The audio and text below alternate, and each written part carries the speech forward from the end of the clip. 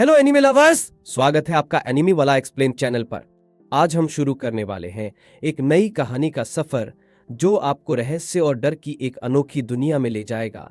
और ये सफर शुरू होता है जापान के एक छोटे से टाउन कुरोजुका से। तो चलिए शुरू करते हैं एपिसोड नंबर 1। कहानी की शुरुआत होती है एक शांत ठंडे टाउन से, जहां हर चीज में कुछ अजीब सा बदलाव हो रहा है। हमारी कहानी की नायिका किरी, जो इस टाउन में रहती है, अपने बॉयफ्रेंड शुइची से रेलवे स्टेशन पर मिलती है। शुइची कुछ उलझन में है, जैसे उसे किसी बड़े रहस्य का डर हो। वो अचानक किरी से पूछता है, क्या तुमने कभी सोचा है कि इस टाउन को छोड़कर चले जाए? किरी थोड़ी हैरान होती है और पूछती है, पर क्यों? ये टाउन हमें छोड़ने पर मजबूर क्यों करेगा? शुइची की आंखों में एक अजीब सा डर दिखाई देता है और वो कहता है, क्योंकि इस टाउन में कुछ सही नहीं है किरी। सब कुछ जैसे एक अजीब गोलाकार आकार में बदल रहा है। वो किरी को पास के बहते पानी की ओर इशारा करता है, जिसमें रहस्यमयी गोल गोल स्पाइरल्स बनते हुए दिखते हैं। हवा में अजीब सी सरसराहट सुनाई देती है, जैसे कोई अदृश्य ताकत हर चीज को अपनी तरफ खींच रही हो। शुइची उसे बताता है कि उसके पिता साइतो पिछले कुछ दिनों से काफी अजीब व्यवहार कर रहे हैं।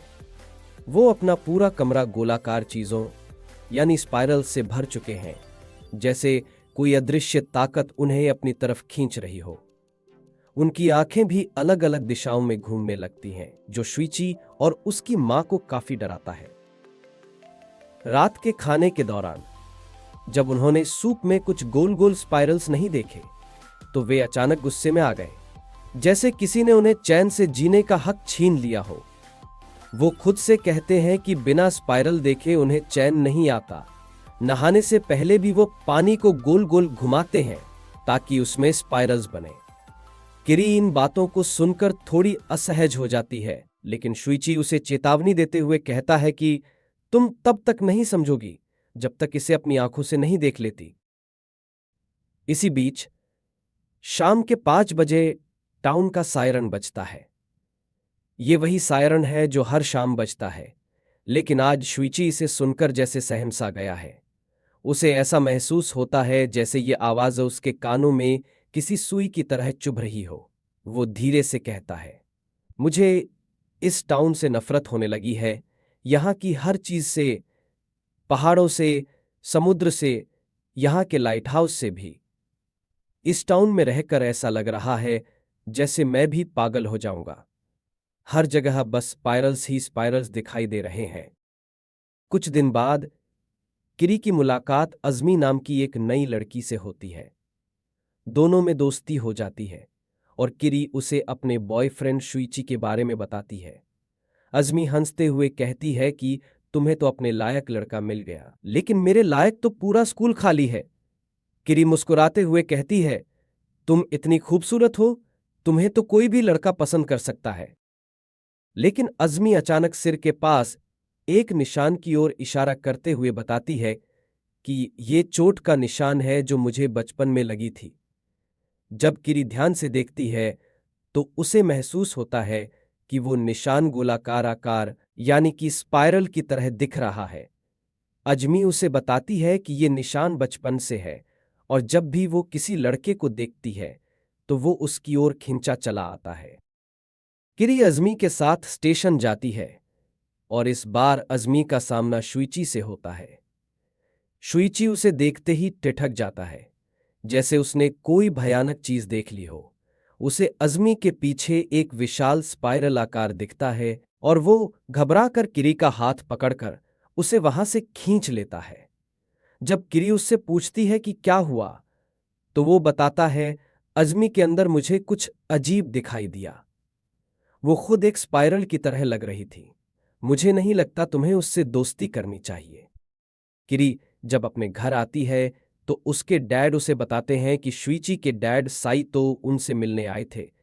साइतो, जो अब स्पाइरल्स के दीवाने बन चुके हैं, उन्होंने किरी के डैड से कहा कि वो उनके लिए एक स्पाइरल जैसा बर्तन बनाए, कुछ ऐसा जिससे उन्हें चक्कर आने लगे।